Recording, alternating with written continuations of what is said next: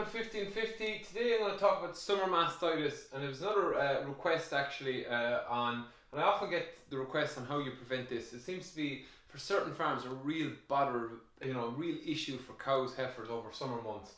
Thanks to Remenco, Progene and Alex for the support and putting 50 vlogs, 50 days together. I suppose, what is summer mastitis? The name in itself gives away that it's mastitis we associate during the summertime. And it's a dry mastitis, and it's very, a lot of farmers will be very familiar, and my artwork here, it's a fly, the head fly that is very much associated with its spread and the risk of disease.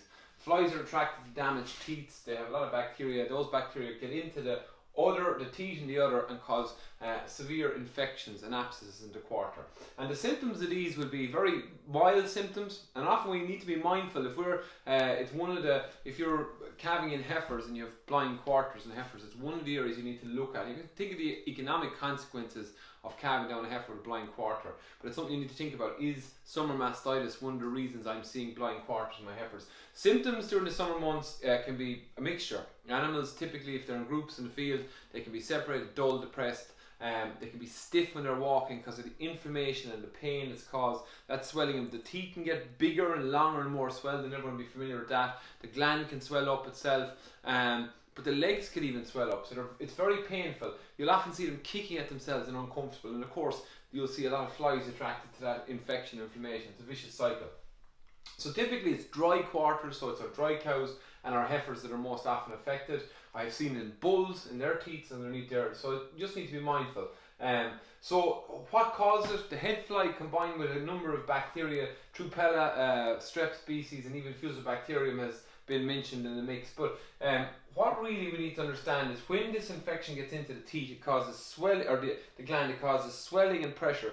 To me, it's basically an abscess, and anyone who knows about abscesses and how we treat them, they often tend to be walled off, difficult for antibiotics to get in and penetrate them. There's flushing out and drainage is really important with abscesses.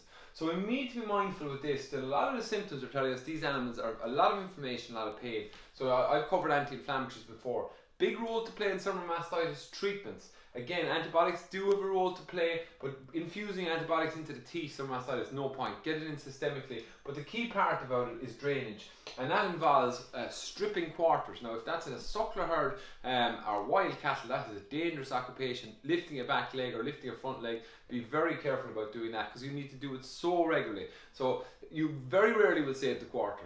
And the only times I've ever seen the quarter saved was they were spotted early and stripped at a regular basis. Take out that infection. But most times you lose the quarter. We're just trying to manage infection. Of course, as well, with a high temperature here, you have the risk of abortion occurring. So it's from a management perspective, we really need to get on top of these cows, and I think they need to be nearly brought in to be managed.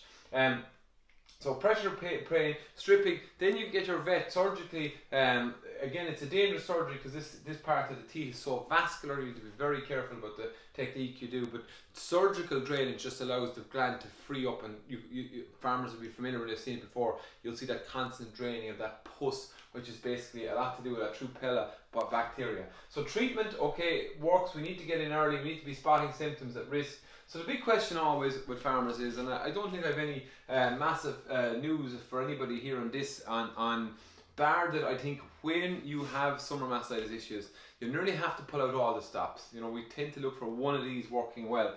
To me, obviously we need to think about where our animals been kept. If the head fly comes out in June, July, August, and that's when we typically see it. And in fairness, with warmer summers, we're seeing some mastitis earlier. But our at-risk fields, if we've dry heifers, dry cows going into those fields, then we need to be mindful of that.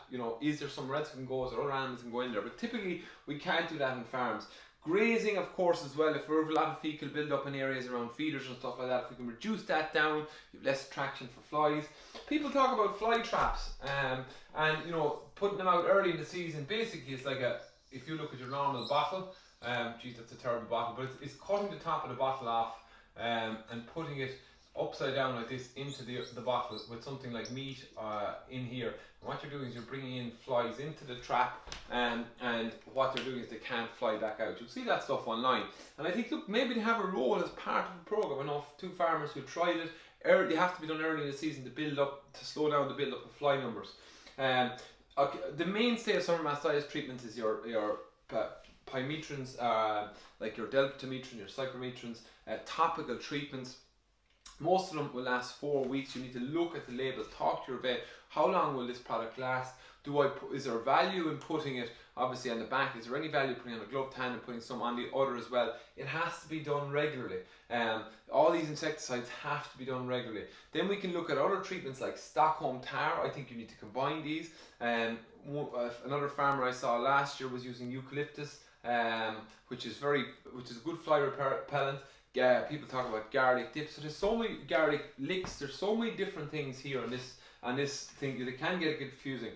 Your typical insecticides would be the core basis of it. I think they need to be combined with fly tags and some sort of. So there's 3 things: Poron, fly tags, and some form of topical fly repellent. And I think that's really important. Remember that flies are attracted to teat condition that's damaged. So if you look at your dry cows, teat condition is really important as you dry them off. Heifers, again, if their teat condition is bad, look at maybe housing. How can you improve teat condition? And really, and maybe it's worth going through, and this seems extreme, but in herds that have issues with some mastitis, it can really devastate it. Go through heifers and check teat condition before turnout. Again, with your dry cows, what's very appropriate is teat sealer and antibiotics, because it allows it really dramatically reduces that in your dairy dry cows. Teat sealer can be used. Again, it's not licensed for that usage, but it can be used. Again, some people talk about teat sealer and heifers. It's very difficult to do, and anytime I've seen it used for that, I've only seen it once. It had the exact opposite consequences of what we're trying to do. So I think for me, fly control is what it's all about. Trying to keep the flies away from teats and farms that are at risk. Get in early, know your risk, watch out for flies. Probably fly traps have a small role to play, but combined with topical insecticides, really important. Stockholm tar, maybe even your fly tags, and just monitor. Nothing massively new on summer mastitis, bar it's a very difficult condition to manage, and it is very frustrating. And I think it does require the kitchen sink, figuratively, to be thrown at it as regards control and prevention of keeping these lads away from the teat. That's it. Okay, thought for today. Don't be defined by failure. Don't be afraid of failure. Failure is part of life. It's not easy when you're going through it, but we all have such fears of failing that can have a massive negative impact. And fears of failure can turn out to anxieties of failure. So accept sometimes that failure is a part of life, particularly if you look at it as a lesson.